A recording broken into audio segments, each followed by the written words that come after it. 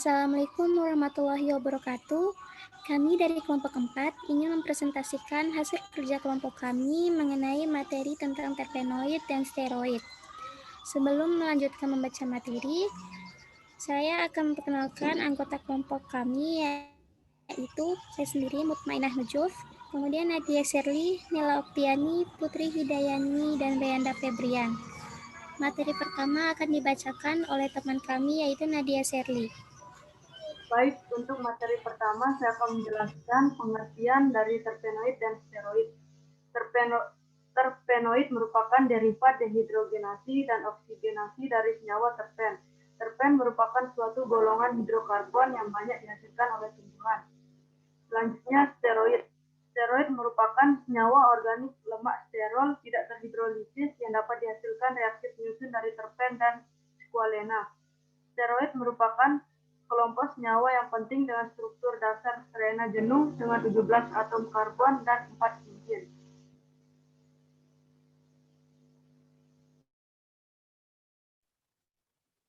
Baik, selanjutnya di sini saya akan menjelaskan klasifikasi untuk terpenoid dan steroid. Klasifikasi terpenoid. Senyawa terpenoid dapat diklasifikasikan berdasarkan jumlah unit isopren yang menyusunnya seperti yang tercantum pada tabel. Ini adalah tabel klasifikasi terpenoid berdasarkan jumlah unit isopren. Selanjutnya, pengertian monoterpenoid. Monoterpenoid merupakan senyawa terpenoid yang paling sederhana, terbentuk dari 2 unit isofren atau dengan jumlah atom C10 dan merupakan 2 komponen minyak atsiri yang berupa cairan tak berwarna, tidak larut dalam air, mudah menguap, dan berbau harum. Selanjutnya, sesquiterpenoid. Sesquiterpenoid merupakan senyawa yang mengandung atom C15, biasanya dianggap berasal dari 3 satuan isopren. Selanjutnya,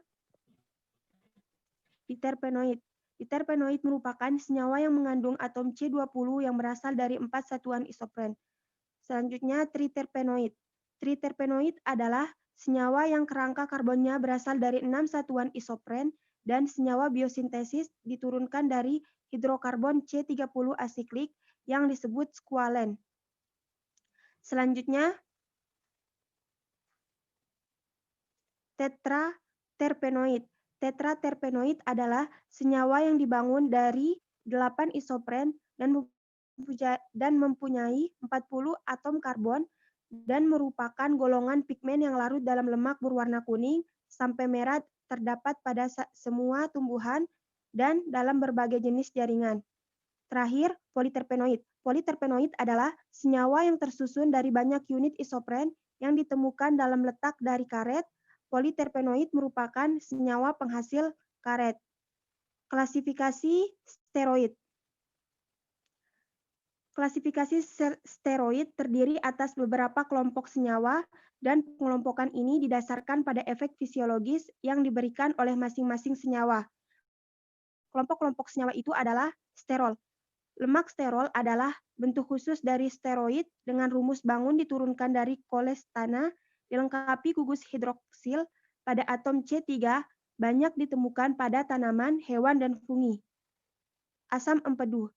Asam empedu adalah asam steroid yang diproduksi oleh hati dan disimpan dalam empedu. Selanjutnya, hormon kelamin. Hormon kelamin dihasilkan oleh gonad dan adrenal yang diperlukan untuk konsepsi, maturasi embrionik, dan perkembangan ciri-ciri khas seks primer dan sekunder pada pubertas. Hormon kelamin dibagi dalam 4 kelompok, yaitu kelompok pertama, hormon androgen, kedua, hormon estrogen, ketiga, hormon progestin, terakhir, obat kontrasepsi.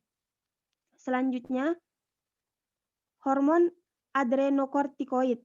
Hormon adrenokortikoid merupakan hormon steroid yang disintesis dari kolesterol dan diproduksi oleh kelenjar adrenalis, bagian korteks. Hormon adrenokortikoid terbagi menjadi 2, yaitu pertama, mineral okortikoid. Aktivitas mineral okortikoid mempengaruhi elektrolit dalam kurung mineral, cairan ekstrasel, terutama natrium dan kalium. pada manusia terutama adalah aldosteron. Kedua, glukortikoid. Glukortikoid dapat meningkatkan glukosa darah serta efek tambahan pada metabolisme protein dan lemak seperti pada metabolisme karbohidrat. Selanjutnya, aglikon kardiak. Aglikon kardiak dan bentuk glikosidanya lebih dikenal sebagai glukosida jantung dan kardenolida. Tumbuhan yang mengandung senyawa ini telah digunakan sejak zaman prasejarah sebagai racun. Terakhir, sapogenin. Sapogenin dan bentuk glikosidanya yang dikenal sebagai saponin. Saponin adalah senyawa yang dapat menimbulkan busa jika dikocok dalam air karena sifatnya yang menyerupai sabun, maka dinamakan saponin. Saponin bersifat amfilific.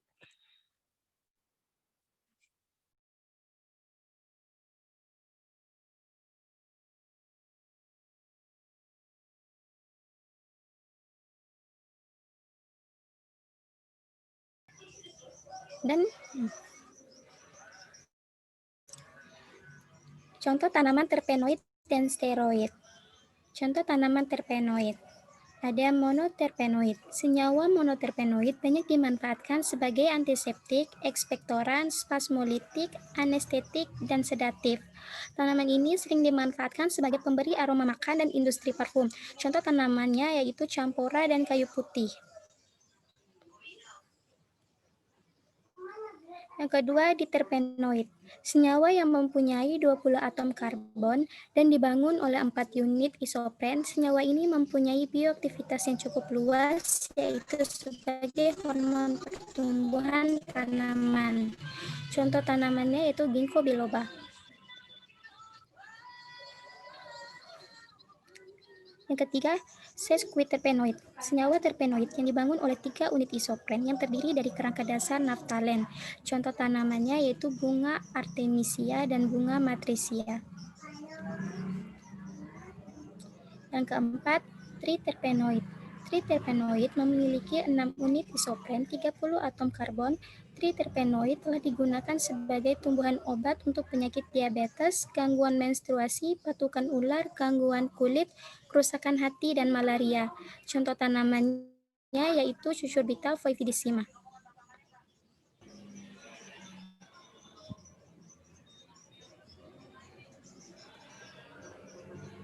Lima, tetrapenoid. Memiliki 8 unit isopren, merupakan senyawa dengan senyawa C yang berjumlah 40. Tetrapenoid lebih dikenal dengan nama karotenoid. Contoh tanamannya yaitu wortel. Yang keenam, politerpenoid. Disintesis dalam tanaman dari asetal melalui pirofosfat isopentil C5 dan dari konjugasi jumlah unit isopren. Contoh tanaman yaitu karet.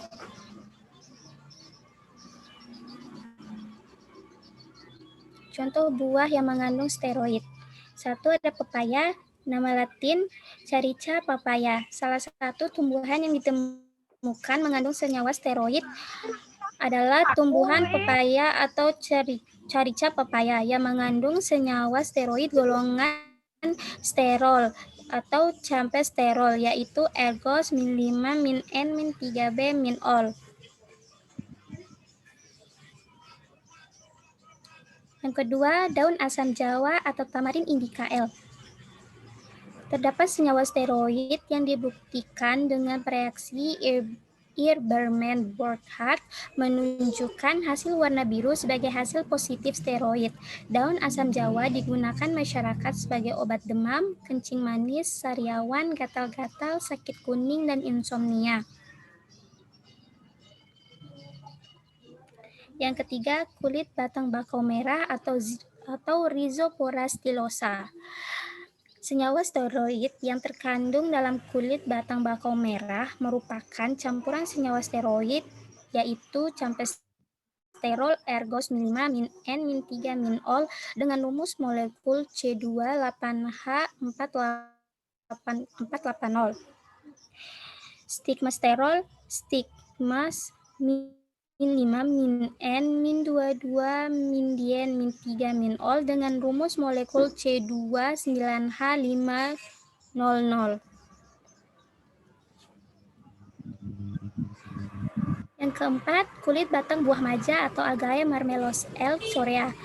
Algae Marmelos L. corea merupakan salah satu jenis tumbuhan obat yang terdapat di hutan hujan tropis Indonesia. Tumbuhan ini memiliki beberapa nama daerah seperti maja, gelepung, dan maja gedang.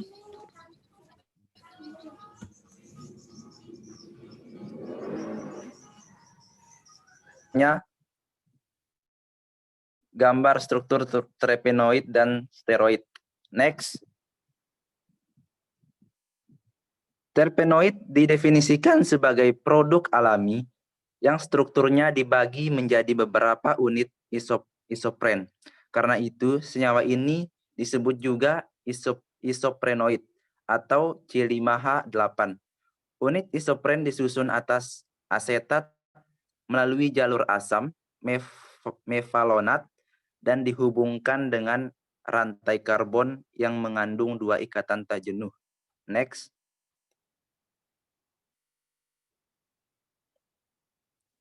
Steroid mempunyai struktur dasar yang terdiri dari 17 atom karbon yang membentuk 3 cincin sikloheksana dan 1 cincin siklopentana.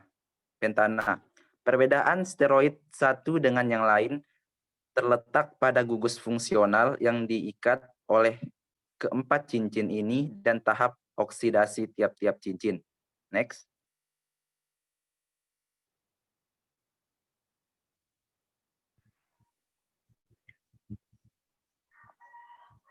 Selanjutnya, saya akan menjelaskan dari alur biosintesis senyawa terpenoid. Secara umum, biosintesis dari terpenoid terjadi 3 reaksi dasar, yaitu pembentukan isopren aktif berasal dari asam asetat melalui asam mepalonat. Yang kedua, penggabungan kepala dan ekor 2 unit isopren akan membuat monosesqui di tetrater dan politerpenoid. Yang ketiga, penggunaan ekor dan ekor dari unit C sampai 15 atau C20 menghasilkan triterpenoid dan steroid. Selanjutnya,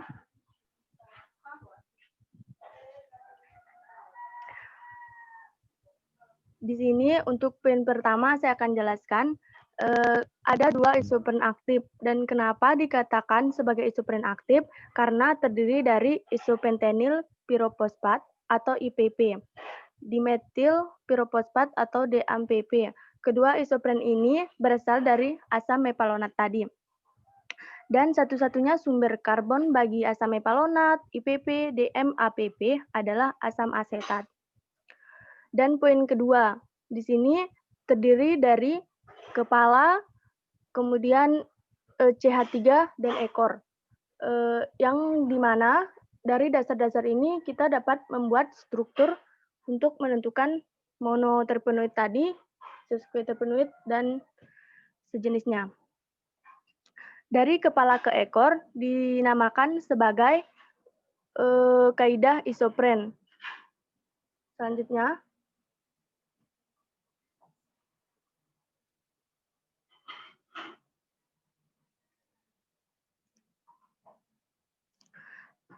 secara umum terpenoid untuk rumus terpenoid secara umum terdiri dari unsur C dan H dengan rumus molekul C5H8 yang sudah dijelaskan tadi. Unit C5 disebut sebagai isopren, masing-masing memiliki kelipatan 5 dan 8. Misalnya, pada mono terdapat C10H16. Kenapa dikatakan C10 dan H16? Sebelumnya, mono ini adalah unit kedua dari terpenoid, yang dimana C10 ini didapat dari 5 yang digabungkan dengan unit 2 menjadi 5 dikalikan 2 menjadi C10 dan 8 dikalikan 2 menjadi H16. Dan ketika sudah menjadi mono, maka dijadikan sesquiterpenoid dengan unit 5. Selanjutnya,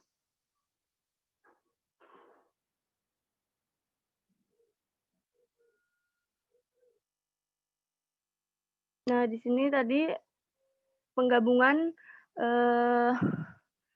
nomor 2 dan 3 tadi, jenis senyawanya terdapat monoterpenoid yang mana struktur karbonnya ada 10. Kenapa dikatakan 10? Seperti yang saya jelaskan tadi, karena unitnya terdapat 2. Kemudian daripada itu, dari nomor 2 sampai 5 memiliki kelipatan unit 5. Dan sumbernya itu monoterpenoid dari minyak atsiri, sesquiterpenoid dari minyak atsiri, diterpenoid dari resin pinus, dan bisa dilihat selanjutnya. Kemudian,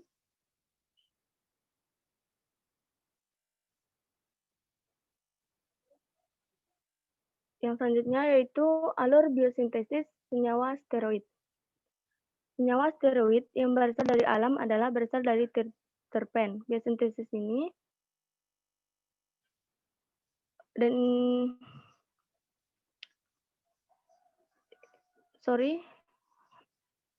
belum selesai saya jelasin. Membentuk alur biosintesisnya ya. Selanjutnya,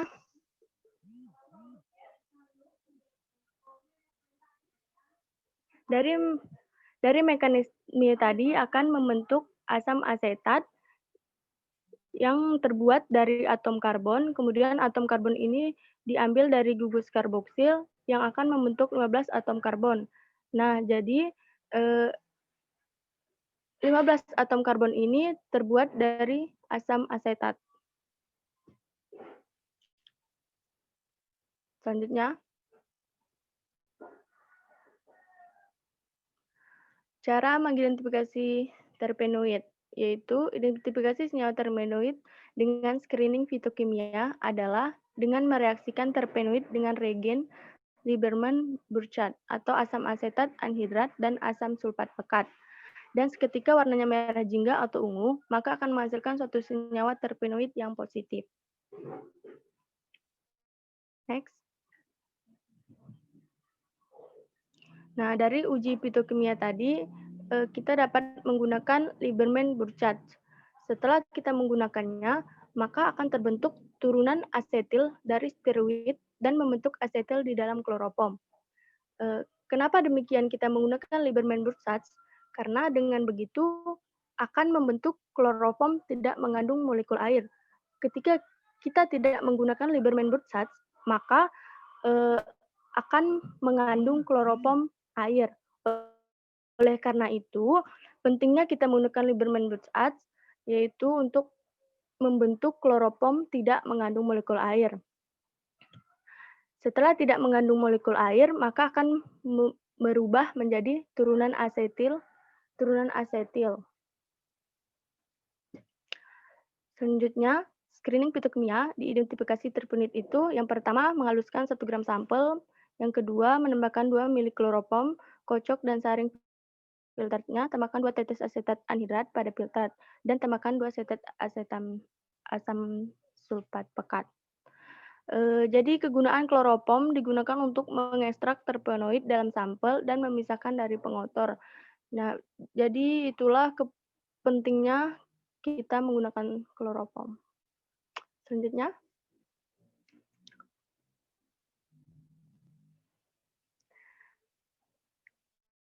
Yang tadi uji terpenoid, sekarang uji steroid. Umumnya sama dengan uji terpenoid tadi, menggunakan Lieberman-Burchard. Terus scanningnya, kita ambil tetes kloropom, tambahkan 5 tetes asam asetat anhidrida, biarkan mengering. Tambahkan 2 tetes H2SO4 pekat, dan yang ketiga akan timbul warna biru, maka menunjukkan adanya senyawa steroid.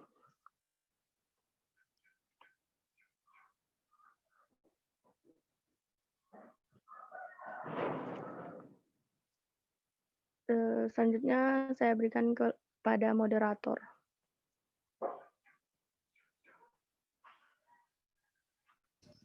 Sekian materi dari kelompok kami. Apabila ada kekurangan, mohon dimaklumi. Wassalamualaikum warahmatullahi wabarakatuh. Waalaikumsalam warahmatullahi wabarakatuh.